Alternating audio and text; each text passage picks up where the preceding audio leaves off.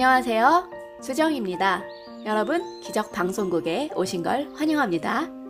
자, 오늘은 2020년 4월 11일 토요일이에요. 벌써 토요일입니다. 행복한 토요일입니다. 여러분들 잘 지내고 계시죠? 오늘도 코로나 덕분에 새로운 문화가 생겼어요. 사회적 거리두기 운동. 새로운 문화가 생겼다고 생각합니다. 자, 여러분, 제가 오늘 준비한 책은요, 성자 리더십입니다. 리더십에 관한 책인데요. 직원들의 영혼까지 생각하는 경영자들을 위한 책이에요. 참 아름다운 책이고, 게이 핸드릭스, 케이트 루드먼 지음, 최이정 옮김, 도솔 출판사에서 나왔습니다. 현재 미국의 핵심 기업인 모토로라, 되게 오래된 책이죠. 몬센토, 지금 빌 게이츠가 30% 지분을 가지고 있다는 제너럴 일렉트릭, 존슨앤존스, 실리콘 그래픽스 등 상위 100대 기업의 최신 경영 패러다임입니다. 자, 여러분, 요새 저희 부모님 세대보다 조금 밑에 있는 밀레니엄 부머라는 세대가 있고요. 그 밑에가 저희가 중간, 제가 X세대고 그 바로 밑에 30대 중반까지가 밀레니얼 세대예요. 밀레니엄 세대인데 그 밀레니얼 세대가 지금 행복하지만은 않아요. 왜냐하면 지금 경제가 많이 다운되고 있잖아요. 조금씩 다운되고 그런데 그 친구들이 사회에 진출해서 직업을 얻었을 때 그 직업이 좀 불안하거든요. 그래서 이 친구들한테는 대학을 가서도 열심히 해야 되는 그런 강박관념이 있잖아요. 근데 저는 그런 마음이 있어요. 이런 친구들이 모두 행복했으면 좋겠어요. 그런 마음에서 좋은 경영자들 모시고 이렇게 직원들의 영혼까지 생각하는 경영자들을 만들고 싶습니다. 여러분, 좋죠? 네, 게이 핸드릭스는 예전에 5가지 소원, 그 책을 내신 분이기도 합니다. 자, 이 책의 내용은 21세기 리더들의 12가지 특징이고 직관을 통해 위기를 극복하는 방법이 있고요. 20년 앞을 내다볼 수 있는 사고 능력을 기르는 방법, 조직에서 창조력과 책임감을 강화하는 방법, 헌신, 대화, 솔직한 의견을 나누는 방법 있습니다. 일하는 자의 영혼을 살찌우고 성공으로 가는 당신의 길을 밝혀줄 등대 같은 책이라 합니다. 네, 이 책을 소개해드릴 거예요. 저는 여러분께 이래라 저래라 설명을 지시처럼 하고 싶지는 않아요. 그래서 제가 하는 기적방송국은 그래서 하는 건 아니고요. 매우 좋은 책도 있고 그 책 안에서 우리가 앞으로 나아가야 할 방향을 잡는 데 좀 도움이 될까 해서 그래서 이런 책들을 소개하는 겁니다. 여러분, 아시겠죠? 자, 우리 아이가 너는 어떤 사람이 되고 싶은가? 라고 질문을 줬더니 세계에 손꼽힐 만한 경영인이 되고 싶다고 해요. 그래서 왜 그런 사람이 되고 싶어? 그랬더니 자신의 꿈이라 합니다.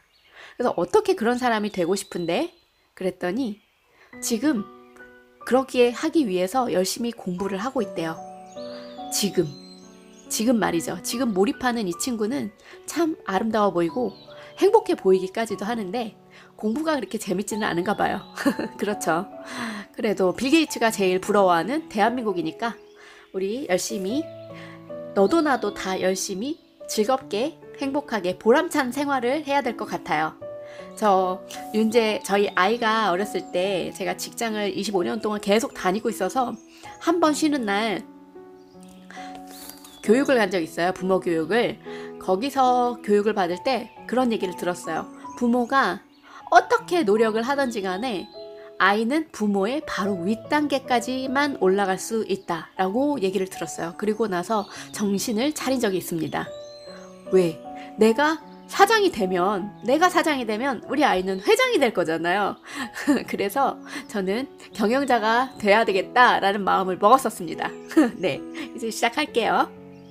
5마리 개구리가 나무 위에 앉아 있었다. 한 마리가 뛰어내리기로 결심했다. 그렇다면 몇 마리의 개구리가 남아있을까요? 정답은 5마리. 뛰어내리기로 결심하는 것은 정말 뛰어내리는 것과는 큰 차이가 있기 때문에 훌륭한 지도자는 직원들의 적극적인 참여를 이끌어내는 방법을 알고 있다. 따라서 성공한 기업의 나무 위에는 단 한 마리의 개구리도 남아있지 않습니다.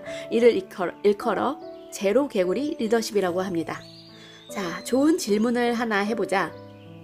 감사하는 마음을 갖게 하려면 어떻게 해야 할까? 그렇죠.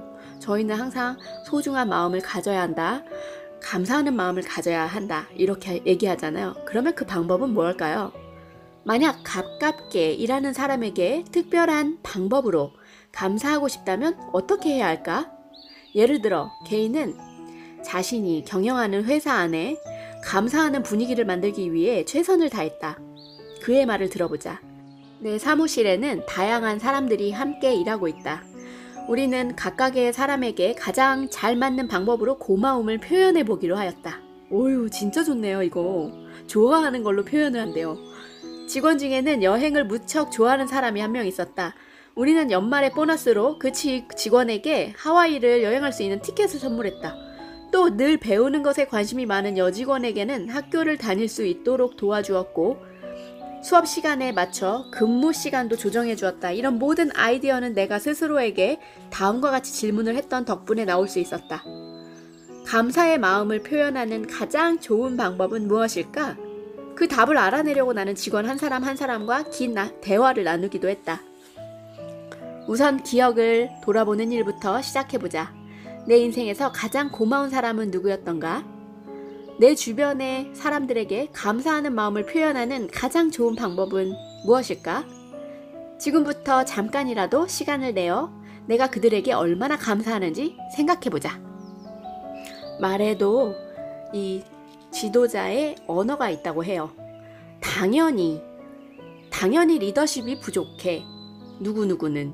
이렇게 당연이라는 말을 빼버리면은 여기서 변화의 가능성이 활짝 열린다고 하네요. 그리고 때문에 횡포도 있어요. 불황 때문에 이익이 줄고 있어. 우리 아내가 너무 비판적이기 때문에 이혼할 수밖에 없었어. 라고. 이 때문에라고 말할 때는 무슨 일이 왜 일어났는지 그 정확한 이유를 알고 있다고 주장하는 것이 된다.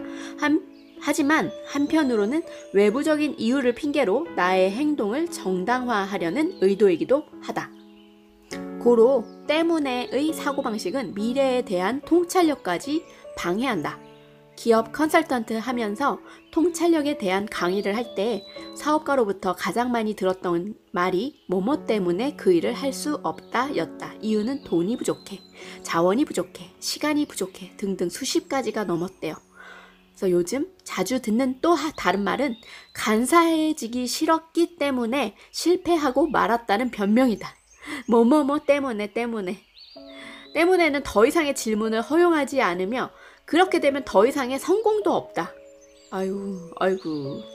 통찰력을 갖춘 지도자들은 모든 사람들이 이구동성으로 때문에라고 주장할 때 그것을 현미경 위에 올려놓고 관찰할 줄 안다. 왜냐하면 문제의 해결책은 최악의 상황을 만들어낸 진짜 원인, 즉 때문에를 찾아내는 것이기 때문이다.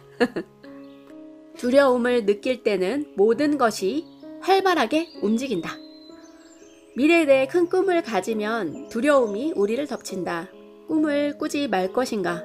두려움에 맞설 것인가? 좀 더 나은 미래를 원한다면 두려움을 피해서는 안 된다.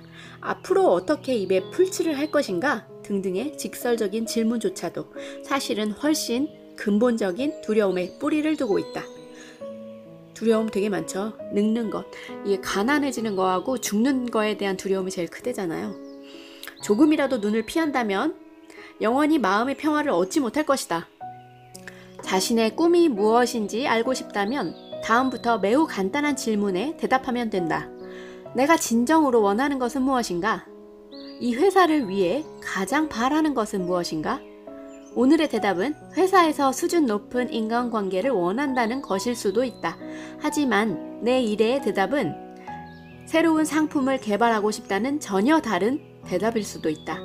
기업 성자들은 이런 질문을 거의 무의식적일 정도로 항상 자기 자신에게 던진다. 이런 그의 모습을 보며 주변 사람들까지도 그의 행동을 닮아가게 된다. 원하는 것을 얻기 위해 반드시 취해야 할 첫 번째 행동은 내가 뭘 원하는지 결정하는 것이다. 벤 스타인. 나는 이 회사가 어떻게 되기를 바라는가? 등의 질문은 파급력이 매우 강한 것이다. 진실의 마음으로 이 질문을 할 때 매우 새롭고 창의적인 대답이 나온다. 때로는 아무 대답도 얻지 못할 때도 있다. 그래도 질문을 멈춰서는 안 된다. 회사의 창조적 발전은 나의 책임이다. 내 자신이 창조력의 근원이 되어야 한다. 한 성자의 회상을 들어보자. 나는 사내에서 창조적 분위기를 만들어내는 최고 인기인 역할을 맡고 있습니다. 나는 모든 직원들이 맡은 분야에 창조적 정신으로 임하도록 최선을 다합니다. 덕분에 보람을 느낀 적도 많습니다. 어느 날 우편실을 지나가다가 인사를 할까 하여 문을 열고 들어갔습니다. 최저 봉급을 받는 시간제 여직원 한 명이 상관에게 메모를 쓰고 있었습니다. 그 메모에는 우편실의 운영 체계를 바꿀 수 있는 3가지 제안이 담겨 있었습니다. 그래서 이런 아이디어를 어떻게 얻었냐고 물어보자 그녀는 벽에 붙여놓은 종이를 가리켰습니다. 거기에는 나는 이 회사가 어떻게 되기를 바라는가 하고 적혀 있었습니다. 전날 밤 여직원은 이 질문을 떠올리며 잠자리에 들었고 잠에서 깨어났을 때 3가지 아이디어가 머릿속을 맴돌고 있었다는 것입니다. 대단하죠? 이 책 성자 리더십의 또 다른 작가 중에 케이트 트루먼이 있는데 이 여자분이 저 세미나를 주최한 적이 있었나 봐요. 근데 그 프로그램 중에 그들 자신이 누구인지 그 핵심을 드러내는 자화상을 그려보는 시간이 있었는데 그 직원 중에 50대 중년 남자가 2명 있었는데 놀랍게 서로에 대해 잘 몰랐는데 둘 다 똑같은 자화상을 그려낸 거예요. 두 사람 모두 양로원에서 할머니, 할아버지와 함께 일하고 있는 자신의 모습을 그렸다는 거죠. 바로 이게 둘이 똑같이 표현하고 싶은 진심이었다는 거죠. 그들은 물론 직원 모두 똑같이 이렇게 미래상을 가질 수 있다는 사실에 놀랐다는 거죠. 그렇죠? 놀랍죠. 이 일로 참가자들은 아주 가까워졌다. 더 중요한 것은 두 남자가 서로 강한 유대감을 가지며 몇 가지 긍정적 현상이 나타났다는 것이다. 이들은 각자 일터의 중간 지점에서 만나 서로 우정을 키우고 현 직장에 대한 애정을 표현하기 시작했다. 이들은 또한 노인 의료시설을 좀 더 개선시킬 수 있는 특별한 기획을 함께 고안해내기도 했다. 와. 성자는 원하는 것 모두를 얻을 수는 없다는 점도 알고 있다. 또한 원하는 것을 모두 이룰 수 있을 만큼 인생이 긴 것도 아니다. 이 점을 잘 알기 때문에 성자는 모든 소망 가운데 진실로 원하는 단 몇 가지만을 신중하게 선택한다. 모든 것을 이룰 수는 없지만 어떤 것이든 가질 수 있다. 진실한 소망 하나를 이루는 게 작은 소망 몇 개를 이루는 것보다 훨씬 값지다. 이 개념은 기업의 경우 더욱 활발히 적용될 수 있다.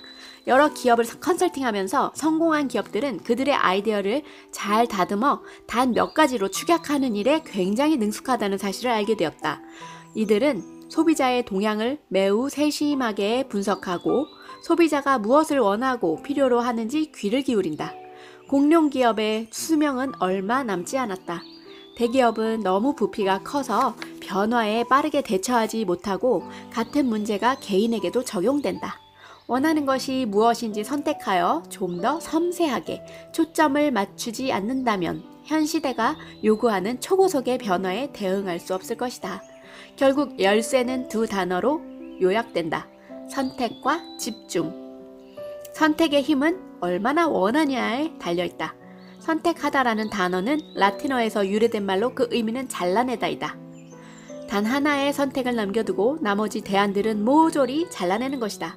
일단 이렇게 하면 원하는 결과가 나올 때까지 선택한 결과에 최대한의 에너지를 집중할 수 있다. 늘 못할 것이라고 생각하는 일을 해야 한다. 루스벨트 대통령이 말씀하셨대요. 아니, 루스벨트 아내가 말씀하셨대요. 성자들은 현재와 미래에 동시에 존재할 수 있다. 역설처럼 들리겠지만 현재에서 편안히 쉴 수 있을 때 미래를 볼 수 있는 능력도 더욱 커진다. 사람들은 현실과 꿈 사이의 괴리를 느낄 때 고통과 절망에 휩싸인다. 하지만 성자는 그러한 괴리를 편안하게 받아들이고 여전히 확고한 의지로 목표를 유지한다. 좋은 기업인이 되려면 미래에 살면서 현재를 돌아봐야 한다. 미래에 완전히 발을 담가라. 그곳에 살면서 그곳의 시각으로 세상을 읽어라. 미래에 대해 상세한 설계도를 가질 필요가 없다. 그저 미래 안에 한쪽 발을 딛고 다른 쪽 발이 어디든지 언제든지 따라올 수 있도록 단단하게 뿌리를 내면 된다. 생전에 존 F 케네디 대통령은 종종 이런 소년들 이야기를 하곤 했다. 아일랜드 소년들은 높은 울타리를 만나게 되면 우선 쓰고 있던 모자를 울타리 너머로 던진다. 그렇게 되면 모자를 줍기 위해 어떻게든 울타리를 넘어야 하기 때문이다. 먼저 미래 안으로 모자를 던지자. 그렇게 되면 다음은 몸을 던져. 던져야 할 차례가 온다. 미래를 잘 읽어야 하는 또 다른 이유는 미래에 익숙해져야 하기 때문이다. 와, 익숙해진다는 표현 참 좋아요. 꿈에 익숙해지지도 않았는데 꿈이 실현되면 우리는 혼란을 겪는다. 별 혼란 다 있네요.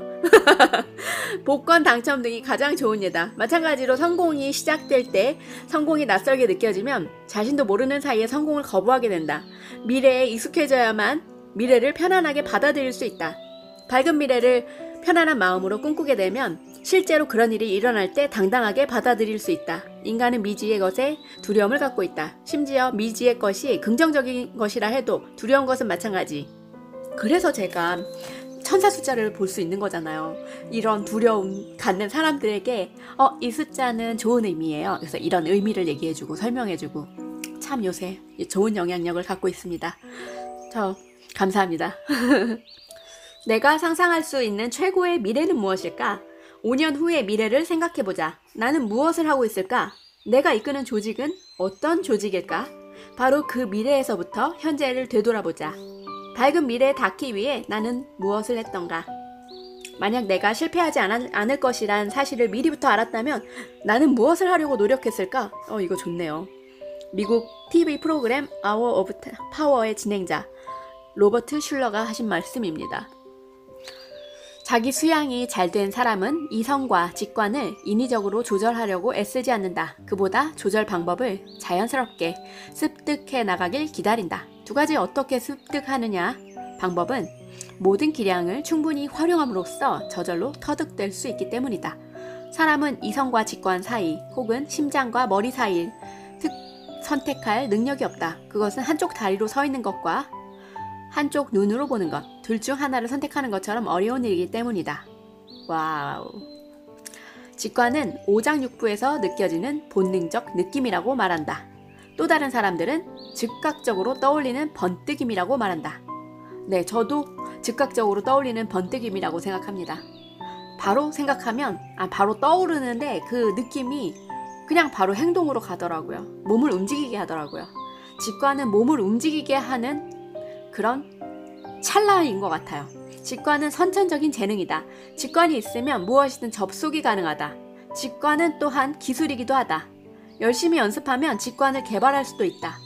직관이 중요한 진짜 이유는 그것이 나와 우주가 연결되어 있다는 결정적 증거이기 때문이다. 저 이런 거 되게 좋아해요. 결정적 증거. 우주가 신호를 보내면 그 신호는 우리의 몸으로 들어온다.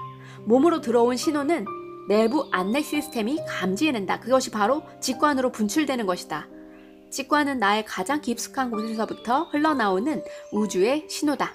직관이 잘 발휘되지 않는다면 우주와의 연결을 다시 확인할 필요가 있다는 경고로 받아들여야 한다.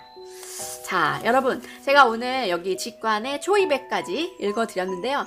우리 직관을 넓혀야 한다면 직관이 왜 필요한지, 그리고 직관을 언제 경험했는지 이것을 좀 생각해보는 게 좋을 것 같아요. 자, 여러분, 오늘도 행복한 주말 보내시길 바랍니다. 감사합니다. 사랑합니다.